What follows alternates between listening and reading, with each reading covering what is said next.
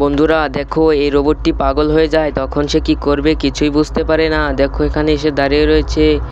এই রোবটটি কার, সে নিয়ে যাবে নেই, বাইকালার দিকে চলে যাচ্ছে। বাইকালা সরো পাগল, বাইকালাকে লাথি মেরে দিল।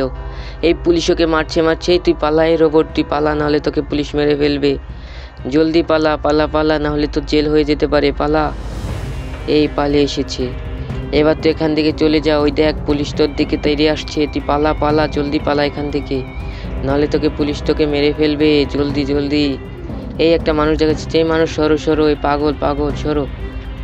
তুমি এখানে বসে বলে, ইস কি করছে, এই মানুষটিকে মেরে ফেললো, আহা মানুষটি মেরে যাবে।